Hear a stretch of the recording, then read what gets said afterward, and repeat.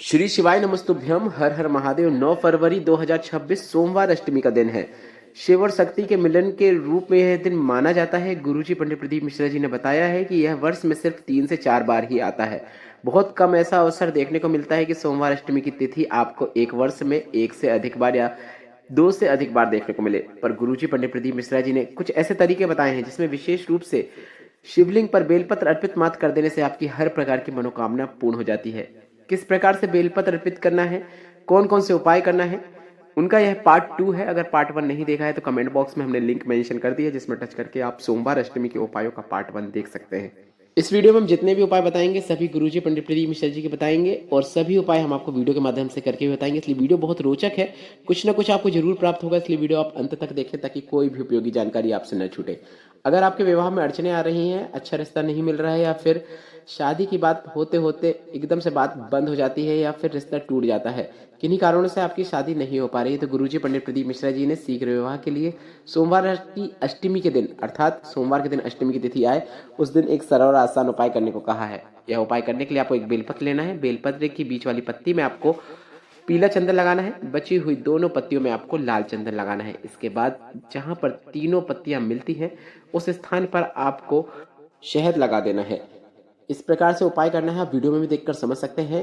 इसके बाद भोलेनाथ के मंदिर में जाकर इस बेलपत्र को आपको शिवलिंग पर अर्पित करना है। शिवलिंग पर कहाँ अर्पित करना है, कैसे अर्पित करना है, आप वीडियो के माध्यम से भी देखकर समझ सकते हैं। काफी सरल और आसान उपाय है। अगर वह बालक या बालिका स्वयं के लिए करे तो काफी अच्छी बात है, अन्यथा उसके घर का कोई सदस्य उसके निमित्त उसका नाम और गोत्र बोलते हुए भी यह उपाय कर सकता है। बेलपत्र को भोलेनाथ के मंदिर में जाकर शिवलिंग में माता सुख सुंदरी के स्थान पर आपको अर्पित करना है।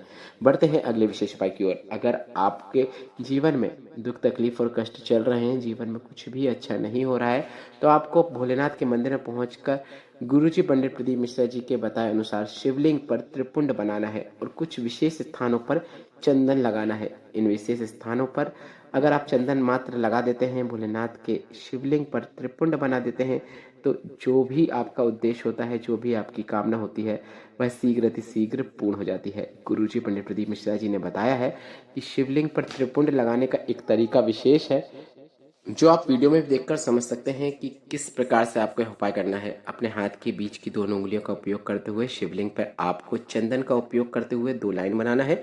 उन्हीं 2 लाइनों के नीचे आपको तीसरी रेखा खींच देना है।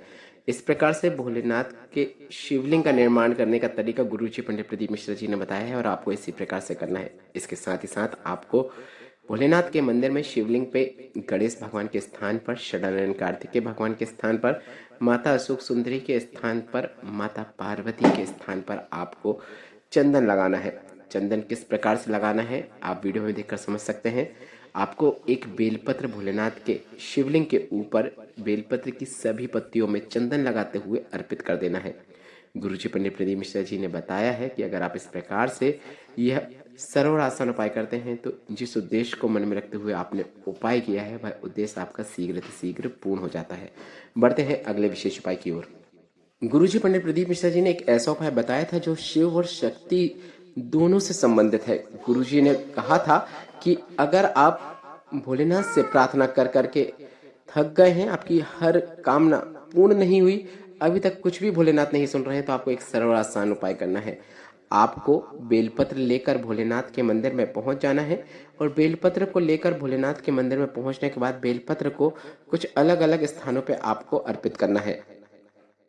सबसे पहली बेलपत्र आपको भोलेनाथ के मंदिर में जाकर शिवलिंग में माता अशोक सुंदरी के स्थान पर अर्पित करना है। यहाँ पर बेलपत्र आपको इस प्रकार से अर्पित करना है कि बेलपत्र की डंडी शिवलिंग की ओर होना चाहिए। इसके बाद दूसरी बेलपत्र आपको शिवलिंग में जो ऊपर जलाधारी बंधी होती है, शंकर भगवान की 5 बेटियां जया विशरा शामली वाली 2 तली देव, जिनका स्थान होता है, दूसरी बेलपत्र आपको ऊपर बंधी हुई जलाधारी पर अर्पित करना है। अगर ऊपर जलाधारी नहीं है तो आप शंकर भगवान की 5 बेटियां का नाम लेते हुए यह दूसरी बेलपत्र शिवलिंग पर अर्पित कर सकते हैं। इसके बाद तीसरी बेलपत्र आपको शिवलिंग के ऊपर अर्पित कर देना है। तीसरी बेलपत्र शिवलिंग के ऊपर अर्पित करेंगे तो श्री शिवाय नमस्तुभ्यम नमः शिवाय या फिर ओम नमः शिवाय बोलते हुए अर्पित कर सकते हैं। इसके बाद चौथी बेलपत्र को आपको शिवलिंग में माता पार्वती का जो हस्तकमल होता है, शिवलिंग का जो कटीय भाग होता है, जो जलाधारी होती है, वहां पर स्पर्श कराना है, और उस बेलपत्र को आपको प्राप्त करके बेलपत्र के पेड़ के नीचे आ जाना है और इस प्राप्त की हुई बेलपत्र को आपको बेलपत्र के वृक्ष के नीचे जड़ के पास अर्पित कर देना है। इसके बाद एक कलश जल आपको यहाँ पे अर्पित कर देना है। बस इतना ही करना है। काफी सरल और आसान उपाय है जिसे आपको इस सोमवार अष्टमी के दिन अवश्य करना है। लंबे समय से अटकी हुई कामना निश्चित पूर्ण होती है। गुरुजी पंडित प्रदीप मिश्रा जी का बताया यह विशेष उपाय है जिसे आप इस सोमवार अष्टमी के दिन करके अधिक से अधिक लाभ जरूर प्राप्त कीजिएगा। बढ़ते हैं एक ऐसे उपाय की ओर जो आप कभी भी नहीं कर सकते। कुछ विशेष तिथियों पर, कुछ विशेष अवसर पर आप यह उपाय कर सकते हैं।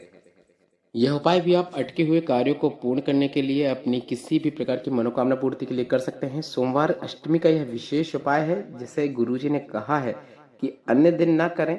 सिर्फ आपको विशेष अवसर पर, जैसे कि सोमवार की अष्टमी हो गई, शिवरात्रि हो गई, विशेष प्रदोष हो गई, तभी आपको यह उपाय करना है। यह उपाय आपकी किसी भी प्रकार की कामना पूर्ति और किसी भी अटके हुए कार्य को पूर्ण करने के लिए काफी अच्छा माना जाता है। इसलिए आपको यह उपाय इस 9 फरवरी सोमवार अष्टमी के दिन अवश्य करना है। आपको भोलेनाथ के मंदिर में पहुंचना है, एक कलश जल लेकर पहुंचना है और एक कलश जल लेकर भोलेनाथ के मंदिर में पहुंचे और जल चढ़ाने की शुरुआत आपको गणेश भगवान के स्थान से करना है। इसके बाद आपको शिवलिंग में, जो शरण कार्तिकेय भगवान का स्थान होता है, वहां पर आपको जल अर्पित करना है। इसके बाद शिवलिंग में जो माता अशोक सुंदरी का स्थान होता है, उस स्थान पर आपको जल अर्पित करना है। आप वीडियो में भी देखकर समझ सकते हैं कि यह उपाय आपको किस प्रकार से करना है। इसके बाद शिवलिंग का जो कटीय भाग होता है, माता पार्वती के जो हस्तकमल होता है, शिवलिंग के कटीय भाग में आपको जल अर्पित करना है। बस इसके बाद आपको रुक जाना है। गुरुजी ने कहा है इस उपाय के अंतर्गत शिवलिंग के ऊपर आपको जल अर्पित नहीं करना है। इस उपाय के बाद आप जब जो जल कलश का बचा रहेगा उसे लेकर आपको सीधे आपके घर के नजदीक में या फिर कोई मंदिर में बेलपत्र का वृक्ष लगा हो उसके पास पहुंच जाना है।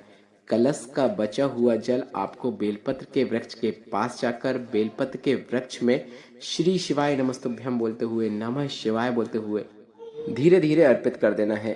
इस प्रकार से अगर आप भोलेनाथ के शिवलिंग पे जल ना चढ़ाते हुए बेलपत्र के वृक्ष के नीचे जाकर बचा हुआ जल चढ़ा देते हैं तो भोलेनाथ भी सोचते हैं कि हमेशा शिवलिंग पे जल चढ़ाता था, आज ऐसा क्या हुआ कि उसने शिवलिंग पे जल नहीं चढ़ाया, जल बचा हुआ उसने बेलपत्र के वृक्ष के नीचे जाकर चढ़ाया। तो माता पार्वती भी कह देती हैं कि इसकी कामना लंबे समय से आप पूर्ण नहीं कर रहे हैं, इसकी कामना आप पूर्ण जरूर करें क्योंकि इसने बेलपत्र के वृक्ष के नीचे जल अर्पित किया है। गुरुजी पंडित प्रदीप मिश्रा जी ने कहा है शिव पुराण के अनुसार बेलपत्र के वृक्ष के नीचे जल अर्पित करने से धन संबंधित सभी परेशानियां दूर हो जाती हैं। यह उपाय आपको इस सोमवार अष्टमी में जरूर करना है। वीडियो उपयोगी लगा है तो कमेंट बॉक्स में पार्ट 3 जरूर टाइप करें ताकि हम सोमवार अष्टमी का पार्ट 3 आप तक लेकर जरूर आएँ। कमेंट बॉक्स में श्री शिवाय नमस्तुभ्यम और हर हर महादेव जरूर टाइप करें। श्री शिवाय नमस्तुभ्यम, हर हर महादेव।